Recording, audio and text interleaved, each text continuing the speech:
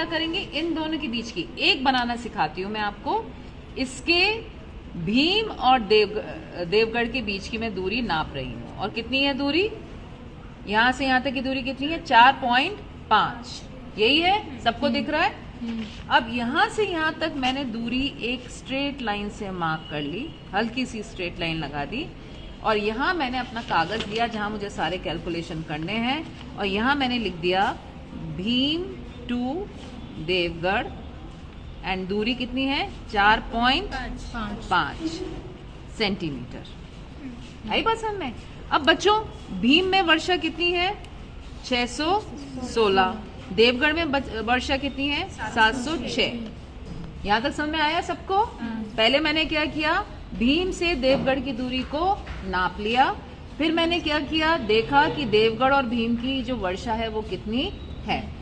अब मैं इन दोनों का अंतर निकालूंगी। मैं इन दोनों का क्या निकालूंगी, अंतर। मतलब 706 में से मैंने अगर इसको माइनस किया तो यहाँ आप देखेंगे कि आया 90। हम प्लस माइनस नहीं लेंगे, उसको अवॉइड करेंगे। 90 आया। दोनों का बीच का अंतर कितना आया, 90। अब मैं यहाँ लिख लूंगी कि ये जो अंतर है, मैं जब इसमें से इसको माइनस करती हूँ तो 90 मिलीमीटर का अंतर, ये जो अंतर है यहाँ पे, ये 90 मिलीमीटर का है। और ये कितने सेंटीमीटर के द्वारा दिखाया जा रहा है, 4.5 सेंटीमीटर के द्वारा। समझ में आ गया सबको। तो अब मैं अपने कैलकुलेशन शुरू करूंगी। मुझे क्या ज्ञात करना है, अब उससे पहले मैं ये देखूंगी, रबड़ कहाँ गया बेटा,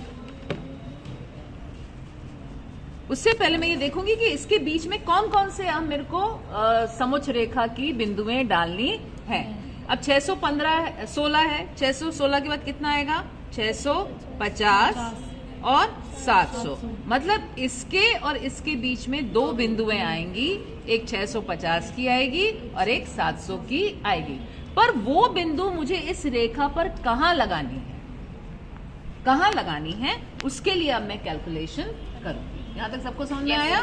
तो हमारा काम क्या है, अब और बिंदुएं जो मैं है अभी, क्योंकि हम सीख रहे हैं तो अलग अलग रंग से लगाऊंगी। जैसे मैंने यहाँ निर्धारित कर लिया कि 650 की बिंदी मैं लाल रंग से बनाऊंगी, ठीक है। 700 की जो बिंदी है मैं हरे रंग से बनाऊंगी। 750 की जो बिंदी है मैं नीले रंग से बनाऊंगी। हाँ ले आना।